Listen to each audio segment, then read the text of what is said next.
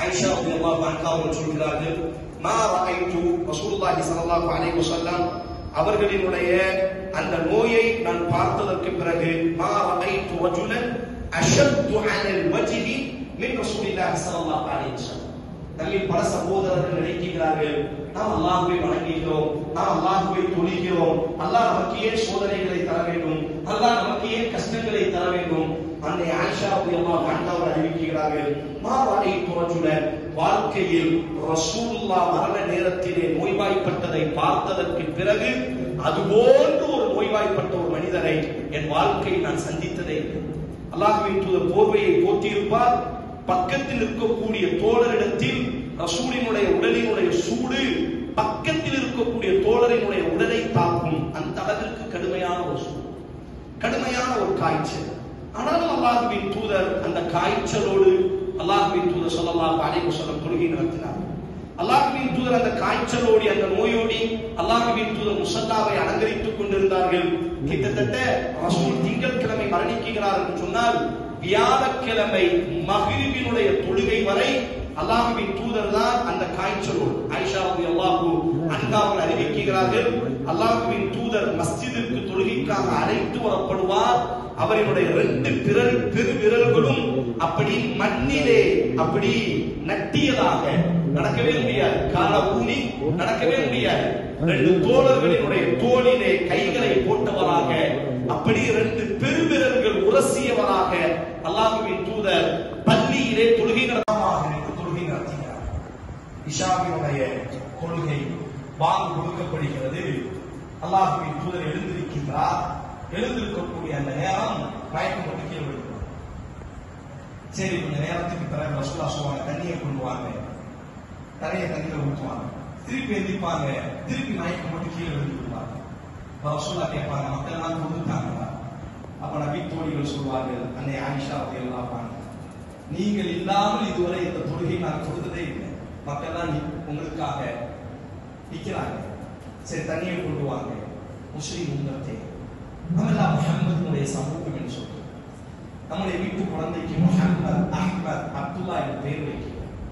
நாம் அல்லாஹ்வினுடைய தூதரை உண்மையில் பின்பற்றுகிறோம் என்பதனுடைய அடையாளம் ரசூலுல்லாஹி ஸல்லல்லாஹு அலைஹி வஸல்லம் இந்த உம்மத்திற்கு காட்டிய ஆகச் சிறந்த ஒரு அமல் அஸ்ஸலாத், தொழுகை. ரசூலுல்லாஹி ஸல்லல்லாஹு அலைஹி வஸல்லம் சொல்வார்கள், தர்கு ஸலாத்தி அம்தன் ஃபகத் கஃபர். ஒரு மனிதன் தொழுகையை விட்டால் அவன் இஸ்லாத்தை விட்டு வெளியேறினான். உங்கள் பள்ளியினுடைய இமாம், மரியாதைக்குரிய இமாமிடத்தில் கேட்டுப்பார். இமாம் ஹனஃபி ஃபிக்ஹாக இருக்கட்டும், ஷாஃபி ஃபிக்ஹாக இருக்கட்டும், இமாம் ஷாஃபி, இமாம் அபூ ஹனீஃபா, இமாம் மாலிக், இமாம் அஹ்மத் பின் ஹம்பல், இத்திஃபாக், இந்த 4 மார்க்க அறிஞர்களும் ஏகோபித்த ஒரு கருத்தில் இருக்கிறார். ஒரு மனிதன் தொழுகவில்லை என்று சொன்னால் அவனுக்கு தொழுகுமாறு நாம் உபதேசம் செய்ய வேண்டும். அதையும் மீறி அவன் தொழாவிட்டால் அவனோடு எந்த விதமான ஒட்டு உறவையும் நாம் வைத்துக் கொள்ளக் கூடாது என்று சொல்கிறார்.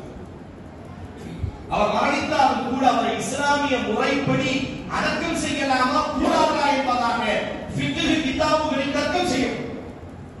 காரணம், இந்த மார்க்கத்தினுடைய ஆகச் சிறந்த ஒரு அமல் அஸ்ஸலாத், தொழுகை. தொழுகை இல்லை என்று சொன்னால் ரசூல் சொன்னார்கள், அஸ்ஸலாத்து இமாதுத்தீன், தொழுகை என்பது இந்த மார்க்கத்தினுடைய தூண். தொழுகை ஒரு மனிதன் எந்த சூழலில் இருக்கட்டும், அதைத்தான் ரசூலுல்லாஹி ஸல்லல்லாஹு அலைஹி வஸல்லம் மரணத்தினுடைய நோய், அல்லாஹ்வின் தூதர் எழுந்திருக்கிறார், மயக்கம் போட்டு விடுகிறார், மீண்டும் எழுந்திருக்கிறார், மயக்கம் போட்டு விடுகிறார், தொடர்ச்சியாக நடக்கும் பொழுது ரசூல் உணர்ந்து கொள்கிறார்கள், இனி நம்மால் அந்த இடத்திலே நின்று தொழுகை நடத்த முடியாது. முரு அபூபக்கர், தொழுகைக்காக அபூபக்கரை ஏவுங்கள் என்பதாக வியாழக்கிழமை இஷாவினுடைய தொழுகையை அபூபக்கர் சித்தீக் ரலியல்லாஹு அன்ஹு அவர்கள் தலைமை ஏற்று தொழுகை நடத்த ஆரம்பித்தார். மறுநாள் வெள்ளிக்கிழமை 5 நேர தொழுகையையும் அபூபக்கர் சித்தீக் ரலியல்லாஹு அன்ஹு, அதற்கு மறுநாள் சனிக்கிழமை லுஹரினுடைய நேரம் அல்லாஹ்வின் தூதர் ஸல்லல்லாஹு அலைஹி வஸல்லம் எழுந்திருக்கிறார். சொன்னார்கள், கிணற்றிலிருந்து தண்ணீரை எடுத்துவார்கள் என்பார். உடல் முழுவதும் தண்ணீர் ஊற்றப்படுகிறது. ரசூலுல்லாஹி ஸல்லல்லாஹு அலைஹி வஸல்லம் கடுமையான தலை வலி, தலையை பிடிச்சு நல்லா கெட்டி என்ன செய்கிறார்கள், துணியை வச்சு என்ன செய்கிறார்கள், தன்னுடைய தலையை நல்லா இறுக்கி கெட்டி 2 தோழர்கள் ஃபதுல் இப்னு அப்பாஸ், அலி ரலியல்லாஹு அன்ஹு, அந்த 2 தோழர்களினுடைய தோளிலே கை போட்டவராக அல்லாஹ்வின் தூதர் ஸல்லல்லாஹு அலைஹி வஸல்லம் மஸ்ஜித் நபவிக்குள்ளாக வருகிறார்கள். மிம்பரிலே ரசூல் சுட்டி காட்டுகிறார்கள், என்னை மிம்பரிலே உட்கார வையுங்கள் என்பதாக. அல்லாஹ்வின் தூதர் அமர்த்தப்படுகிறார். இமாம் புகாரி, இமாம் முஸ்லிம் போன்ற பெரும் அறிஞர்கள் இந்த செய்தியை பதிவு செய்கிறார். அல்லாஹ்வின் தூதர் தன்னுடைய சஹாபாக்களை எல்லாம் அழைக்கிறார். அழைத்து சொன்னார்கள், அல்லாஹ்வின் தூதர் படைத்தவனை மட்டுமாக எல்லா சூழலிலும் படைத்தவனை ஆராதியுங்கள். நான் இந்த உலகத்தை விட்டு விடைபெறக்கூடும், நீங்கள் உங்களுக்கு மத்தியில் சண்டைதான். நான் இந்த உலகத்தை விட்டு விடைபெறக்கூடும், ஒருவர் பிறரினுடைய கழுத்துக்களை வெட்டிக் கொள்ளார்கள். அன்சாரிகள் அவர்களிடத்தில் நல்ல முறையில் நடந்து நமக்காக தேசத்தை தந்தவர்கள். அந்த நன்றி உணர்வு உலகத்துல ஒரு மனிதனுக்கு இருக்கக்கூடிய ஆகச் சிறந்த ஒரு குணம். நாம் எவ்வளவு உயர்ந்தாலும் நம்மை உயர்த்தியவர்களை நாம் மறந்துவிடக்கூடாது. மரணிக்கக்கூடிய அந்த நேரம் கடைசி உரை அந்த உரைதான். அல்லாஹ்வின் தூதர் அன்சாரிகளை பற்றி அதிகம் சிலாகித்து பேசுகிறார். பேசுகிறதற்கு பிறகு அல்லாஹ்வின் தூதர் சொன்னார்கள், அல்லாஹ் ஒரு மனிதனுக்கு ஒரு தேர்வை கொடுத்தார். இந்த உலகத்தில் அவர் வாழலாம் அல்லது வறுமையை தேர்வு செய்யலாம் என்று அல்லாஹ் அவருக்கு 2 தேர்வுகளில் ஒன்றை தேர்வு செய்யுமாறு அல்லாஹ் கூறினார். ஆனால் அந்த மனிதருமோ மறுமையை தேர்வு செய்து கொண்டார் என்று ரசூலுல்லாஹி ஸல்லல்லாஹு அலைஹி வஸல்லம் யதார்த்தமாக கூறினார். கூறியதற்கு பிறகு அல்லாஹ்வின் தூதர் எழுந்திருக்கிறார். அவங்களால நிற்க முடியல. 2 தோழர்களினுடைய தோல் புஜத்தில் கைகளை வைத்தவராக எழுந்து கொண்டு வரலாற்று சிறப்பு மிக்க ஒரு வார்த்தையை ரசூலுல்லாஹி ஸல்லல்லாஹு அலைஹி வஸல்லம் சொன்னார்கள்.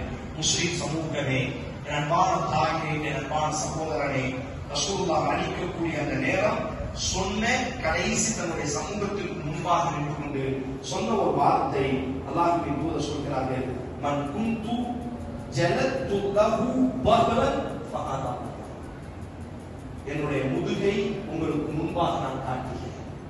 யாரையேனும் நான் அடித்திருந்தால் அவர் என்னை அடித்துக் கொள்ளட்டும், கடிதித்துக் கொள்ளட்டும். ومن كنت شتمت له عرضا, என்னுடைய கண்ணியத்தை உங்களுக்கு முன்பாக நான் வெளிப்படுத்துகிறேன்.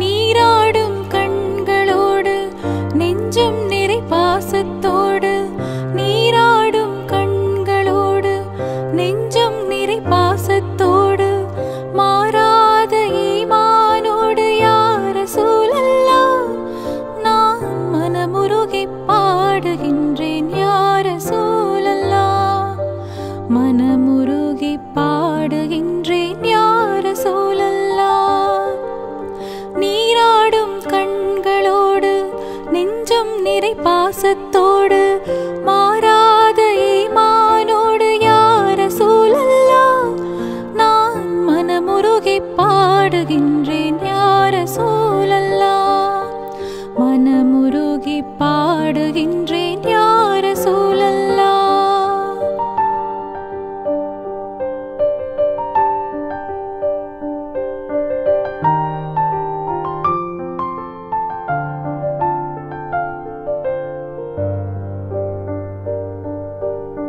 வான்மறையை நெஞ்சில் ஏந்தி, வாய்மையினை வாழ்வில் ஏந்தி, தீன் குலத்து நாயகமே யா ரசூலல்லாஹ் உங்கள் திருமுகத்தை காண வேண்டும். யா ரசூலல்லாஹ் திருமுகத்தை காண வேண்டும். யா ரசூலல்லாஹ் நீராடும் கண்களோடு நெஞ்சம் நிறை பாசத்தோடு, மாறாத ஈமானோடு யா ரசூலல்லாஹ் நான் மனமுருகி பாடுகின்றேன். யா ரசூலல்லாஹ்